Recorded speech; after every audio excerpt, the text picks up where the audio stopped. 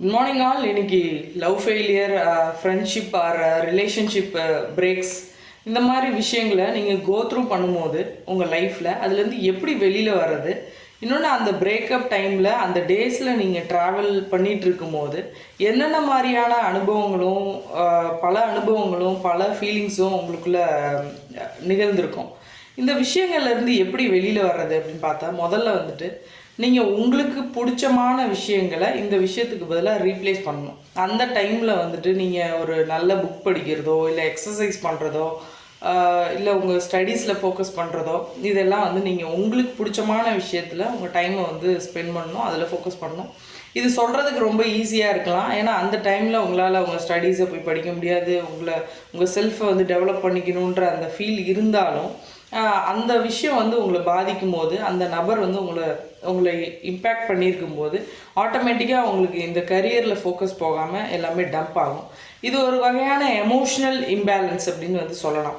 நீங்கள் அந்த ரிலேஷன்ஷிப்புக்கு நிறைய இம்பார்ட்டன்ஸ் கொடுத்துருக்கலாம், நீங்கள் வந்து லாயலாக இருந்திருக்கலாம். ஆனால் அவங்க வந்து ரிட்டர்ன்ஸ் உங்களுக்கு அன்பை வந்து தராமல் இருந்திருக்கலாம். அது ஃப்ரெண்டோ, ஒரு லவ்வோ, இல்லை எந்த ரிலேஷன்ஷிப்போ சரி, அவங்க தராமல் இருந்திருக்கலாம். நீங்கள் இவ்வளோ தூரம் அன்பை கொடுத்து அவங்க வந்து ஃபேராக வந்து நடந்துக்கல அப்படின்னு நீங்கள் வந்து யோசிச்சுக்கிட்டு எப்போவும் உங்கள் ஃபோனை வந்து நீங்கள் செக் பண்ணிட்டே இருப்பீங்க. ஏதாவது கால்ஸ் வந்திருக்கா, ஏதாவது மெசேஜஸ் வந்திருக்கா, சம்மோன் யாரோ ஒருத்தவங்க கால் பண்ணால் கூட மேபி அவங்க தான் கால் பண்ணியிருக்காங்களா, இந்த மாதிரி நீங்கள் ரெகுலராக செக் பண்ணிட்டே இருப்பீங்க. அவங்களோட அட்டென்ஷனை வந்து நீங்கள் நம்ம என் பக்கம் வரணும் அப்படின்னு நீங்கள் வந்து யோசிச்சுட்ருப்பீங்க.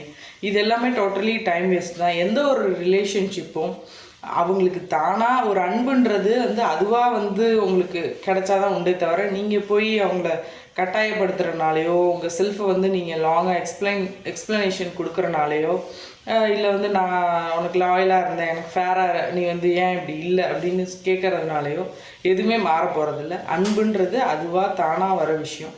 அதில் வந்து நீங்கள் எந்த விஷயத்த நீங்கள் போய் ஆர்கியூ பண்ணாலும், கோவப்பட்டாலும், கெஞ்சி கேட்டாலும் எதுவுமே வந்து மாற போகிறதில்ல.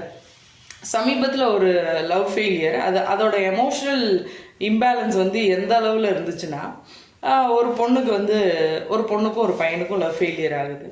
அந்த பொண்ணு வந்து ஆஃப்டர் ஒரு 1/2 ஹவருக்கு அப்புறம் நான் சூசைட் பண்ணிக்க போகிறேன் அப்படின்றது அந்த பையனுக்கு வந்து இன்ஃபார்ம் பண்ணிட்டு இவங்க 2 பேருக்குள்ளே ஒரு பெரிய ஆர்குமெண்ட்டே போயிட்டுருக்குன்னா, நீ வந்து எனக்கு இம்பார்ட்டன்ஸ் கொடுக்கல, என்னோடய கால் அட்டன் பண்ணல, எனக்கு மெசேஜ் பண்ணல, எனக்கு டைம் ஸ்பெண்ட் பண்ணல, இந்த மாதிரி வழக்கமான ஆர்குமெண்ட்ஸ் இது லவ்லேயோ ஃப்ரெண்ட்ஷிப்லேயோ எல்லாத்துலேயும் இந்த மாதிரி போயிட்டே இருக்குது.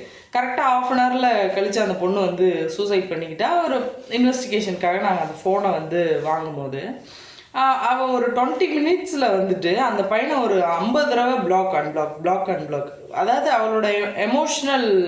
அவளோட தாட்ஸோட பீக் வந்து எந்த அளவில் இருந்தது, அந்த பொண்ணு எந்த மாதிரியான ஒரு பெயினை வந்து கோத்ரூ பண்ணுச்சு அப்படின்றத வந்து அந்த பிளாக்லேயும் அன்பிளாக்லேயும் வந்து புரிஞ்சிக்க முடியுது. அது நாங்கள் எதுக்காக பர்பஸ் வந்து வேறையாக இருந்தாலும் அதுக்கு பின்னாடி பிஹைண்ட் தட் இந்த மாதிரி ஒரு எமோஷ்னல் இம்பேலன்ஸ் எவ்வளோ பெயினை கொடுத்துருக்கோம். அந்த டைமில் யாராவது ஒருத்தங்க வந்து அவளுக்கு சப்போர்ட்டாக இருந்திருந்தா அவள் வந்து அந்த முடிவு எடுத்துருக்க மாட்டாள்.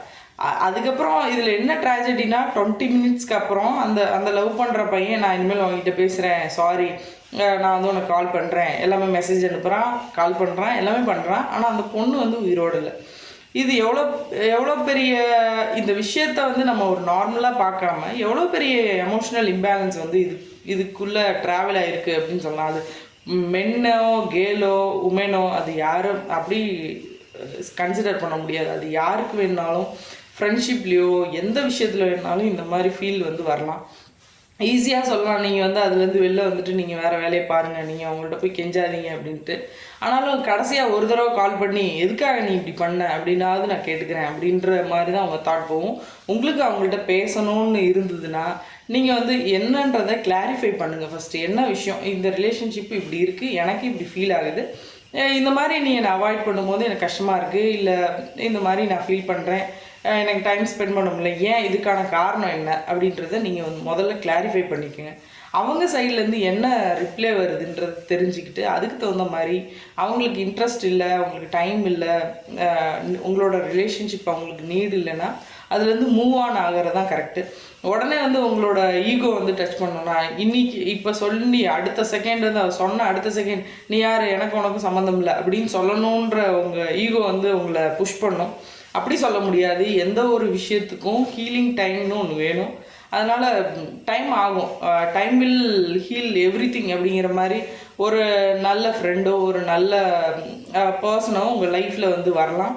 அப்போ வந்து இந்த விஷயம் வந்து ஆமாம் அந்த டைமில் ஒரு ரிலேஷன்ஷிப் இருந்துச்சு, அது ஜஸ்ட் லைக் தட்னு அது முடிஞ்சிருச்சு, டைம் இல்லை 2 பேருக்கும், அப்படியே கேரியரை பார்த்துட்டேன், நானும் என்னோட ஜேர்னியை பார்த்துட்டு நான் வந்து மூவ் ஆன் ஆகிட்டேன் அப்படின்னு சொல்கிற நாளும் வரும். அது இன்னைக்கு இல்லை, இப்போ இல்லை, நாளைக்கு இல்லை, உடனே வராது.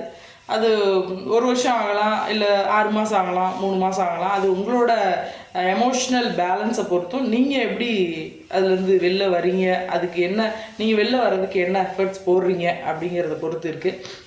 இன்னொன்று ஒரு சக்ஸஸையும் ஒரு பாசிட்டிவான விஷயத்தையும் எப்படி நம்ம ஃபுல்லாக வந்து அதை ரிசீவ் பண்ணி கொண்டாடி அதை வந்து அனுபவிக்கிறோமோ அதே மாதிரி ஒரு நெகட்டிவ் ஃபீலிங்ஸையும் ஒரு ஃபெயிலியர்ஸையும் நம்ம வந்து ஃபுல்லாக ரிசீவ் பண்ணி தான் ஆகணும். அதை ஃபுல்லாக நம்ம அனுபவிச்சு தான் ஆகணும்.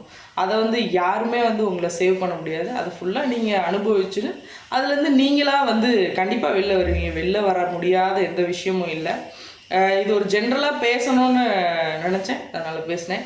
எல்லோரும் இந்த மாதிரி விஷயங்களில் பாஸ்டில் மாட்டிக்கிட்டு கஷ்டப்பட்டு இருந்தீங்கன்னா கொஞ்சம் உங்களை நீங்கள் பெட்டராக உங்கள் செல்ஃபை வந்து உங்கள் செல்ஃப் மேலே உங்கள் கவனத்தை கொடுங்க. Every thing will be change. Thank you all.